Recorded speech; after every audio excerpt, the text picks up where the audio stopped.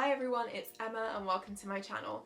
So today's video is a bit more of a sit down and chit chat kind of one, and I'm going to be talking to you all about how I discovered zines and like how I found out what zines were, and then how I got into zine making, because from discovering zines to actually making them, there's like a massive 10 years gap between those two things.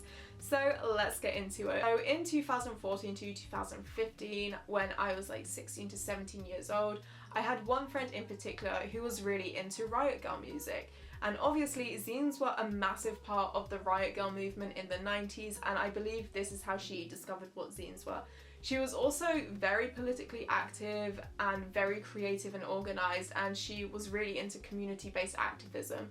So through this she would make her own zines, but she would also make zines where other people could collaborate and contribute to them. And so my first interactions with zines was just submitting my work to my friend's zine that she would then publish, she would scan, she would print, she would put it all together. She was very much the main creative behind those zines that I was submitting to, and my work just ended up being in them, which was a really amazing and very beautiful thing to be a part of. And I remember she made this zine called Home Zine, which was basically just about growing up in London, because we were all from London, and experiences of London being your home. And it was really wholesome. Like, we all got together once the zine was finalized, we all got to share our work and read any like poems or essays we had submitted, and I was like, it was just so exciting seeing photos I had taken in like this physical printed format. That was like one of the most exciting feelings I had ever felt at that time as well. However, I just didn't really feel a massive drive to create zines like my friend was creating them. I didn't really feel like zine making was for me.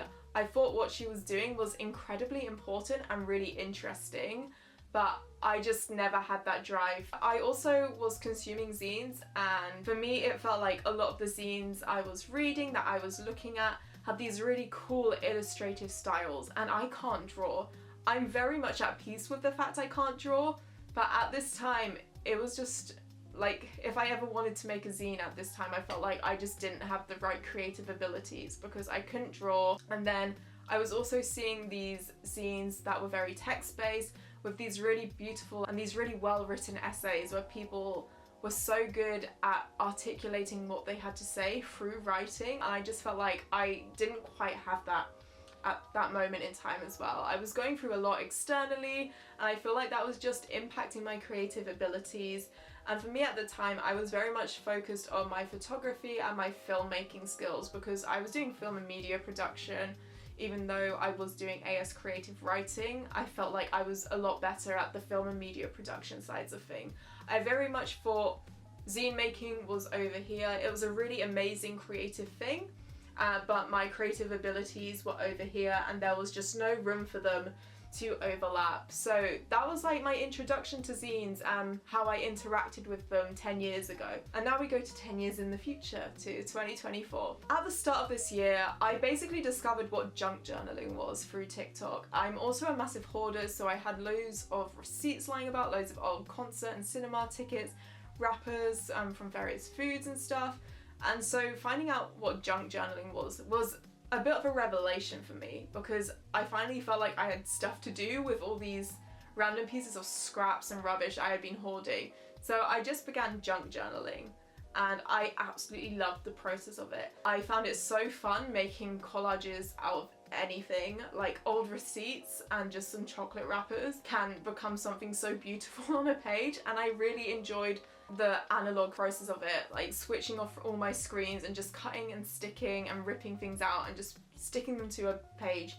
That like brought me a lot of joy. And then from that I would cut out magazine pictures and like magazine articles and more visual imagery, and I was just making collages. And then I decided to set up an Instagram to like share some of my junk journal pages and to share some of my collages, because why not?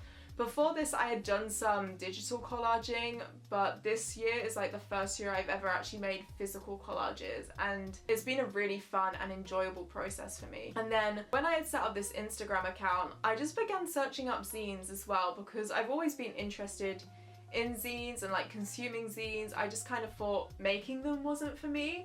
And then I discovered the amazing artizine Iwana's account, who I'm going to link down below, and she hosts zine making workshops in London. So I just kind of on a whim decided to book myself into one of her zine making workshops. I was feeling very good about my junk journal abilities and about my collaging abilities, and a lot of the zines she shared were all collage based zines.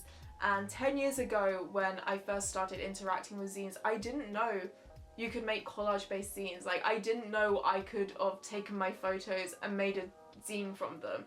You know, I had this very narrow view of what zines were, and then 10 years into the future now, that view is like completely changed. And I think that is one of the things I love about zines so much, is that there is so many different formats of zines for people to create, and it is just such a great way to sort of find your voice and your style, and is also just very accessible. So I went to the workshop and I made my first ever physical DIY handmade zine called Play. And then after this workshop, I just felt so inspired to continue making zines. A lot of the zines I have made, some of them are very half-assed, some of them are just for me. I do not post every zine I've made on social media, and that's just been kind of freeing as well. I've also gotten into this mindset that I didn't have 10 years ago, that it is better to make bad zines or bad art rather than deny yourself the right to create anything. If I have an urge to make a zine, I will just allow myself to make it, even if it doesn't turn out how I envisioned it to. And I'm completely at peace with that. And I think, you know, once you find your style and once you sort of realize how broad zine making can be, it's a lot more fun, and it just opens up a lot more doors of creativity and self-expression. I also just love the accessibility of zines. I'm currently working on a zine that I have just made out of magazine articles, and so I've not even folded up any paper for this. All I have done is fold some pre-existing magazine articles together, stapled them together, and now I'm just collaging on top of them. And I think 10 years ago I would have never had the initiative or thought that that could have been something I could have done. And yeah, I just believe there is so much creative freedom when it comes to making zines. And I also believe it's really important that maybe if you're not feeling confident in your work or confident in what you're creating, to just go for it and make zines anyway, because you might surprise and impress yourself. There are some zines I would like never show, and then there's some zines like my Dear Diary zine that I am so unbelievably proud of that I just kind of want to share it with as many people as possible, because I did that. So yeah, that is how I got into zine making, how I discovered what zines were, and a sort of a bit of a change in mindset that allowed me to start making my own zines and get out of that very small-minded view of what zines were.